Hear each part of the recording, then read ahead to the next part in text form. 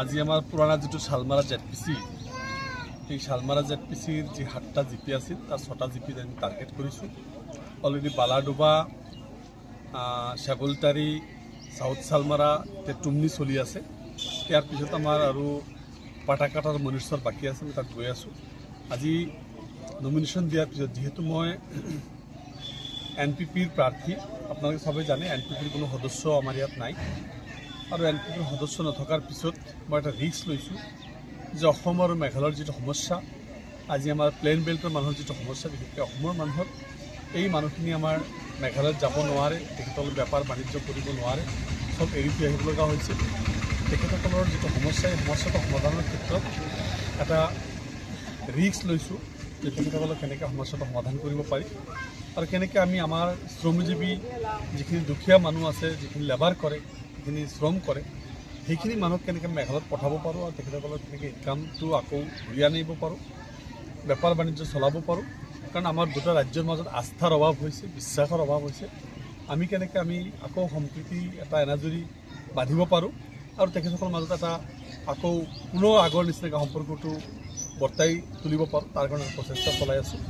আৰু এইবাৰ মোৰ ভোট দুখীয়া মানুহৰ কাৰণে ভোট। এইবাৰ মোৰ নিৰ্বাচন শ্ৰমজীৱী মানুহৰ অধিকাৰৰ স্বাৰ্থত নিৰ্বাচন, আমাৰ মেঘালয়ত আমাৰ নিৰাপত্তাৰ প্ৰস্তুতিৰ ওপৰত নিৰ্বাচন। সেইকাৰণে আমাৰ অত্যন্ত গুৰুত্বপূৰ্ণ নিৰ্বাচন এইটো। মই অকল ভোটৰ কাৰণে অহা নাই, তেখেতসকলৰ নিৰাপত্তাৰ কাৰণে। মই বিগত 20 বছৰ যি ৰাজনীতি কৰি আছোঁ, সদায় দুখীয়া আৰু গৰীব মানুহৰ কাৰণে ৰাজনীতি কৰিছোঁ। এইবাৰ মই লক্ষ্য কৰিছোঁ যে চবতকৈ বেছি গুৰুত্বপূৰ্ণ সিদ্ধান্ত আজি আমাৰ মেঘালয় অসমৰ সম্পৰ্ক সুনিশ্চিত কৰা আমাৰ চবতকৈ বেছি ইম্পৰ্টেণ্ট। সেইকাৰণে মই অকল ভোট দিয়ক, মই এমএলএ বনিম, এইটো মোৰ উদ্দেশ্য নহয়। এই সমস্যাটো সমাধান কৰা আমাৰ উদ্দেশ্য। লাখ লাখ মানুহৰ আমাৰ লাখ লাখ সমস্যা হৈ আছে। এই সমস্যাখিনি কেনেকৈ সমাধান কৰিব পাৰি, এটা মোৰ প্ৰাইম আৰু ফৰমষ্ট টাৰ্গেট হিচাপে লৈছোঁ। তাৰ কাৰণেই যিহেতু এনপিপিৰ মানুহ মোক চবেই চিনি পায়, কিন্তু এনপিপিক চিনি নাপায়, আৰু সেই এনপিপিক চিনাক্ত কৰিবৰ কাৰণে আজি আমাৰ এটা যাত্ৰা চলি আছে এই জেডপিচিটো।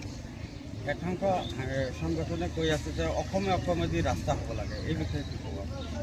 অসমে ৰাস্তা হ'ব লাগে, এই কুৱেশ্যনটোৱে মই ফাৰ্ষ্ট উত্থাপন কৰিছোঁ। কোনেও এই উত্থাপন ইয়াৰ কৰা নাছিল।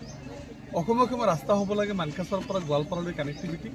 আপোনালোকে নিশ্চয় জানে যে আমাৰ কেইবাটাও সমষ্টি, মানকাছাৰ সমষ্টি, চাউথৰ মানকাছাৰ সমষ্টি, আমাৰ বীৰসিং জৰুৱা সমষ্টি, আমাৰ জলেশ্বৰ সমষ্টি, গোৱালপাৰা পশ্চিম সমষ্টি, গোৱালপাৰা পূব সমষ্টি, 5টা সমষ্টি আৰু 3টা ডিষ্ট্ৰিক্ট, দক্ষিণ মানকাছাৰ জিলা, ধুবুৰী জিলা আৰু গোৱালপাৰা জিলা, 3টা জিলা আৰু 5টা সমষ্টিৰ মাজত যদি এটা ৰোড নিৰ্ধাৰণ কৰিব পাৰে, তেতিয়াহ'লে আপোনালোকে এটা কথা স্পষ্ট থাকিব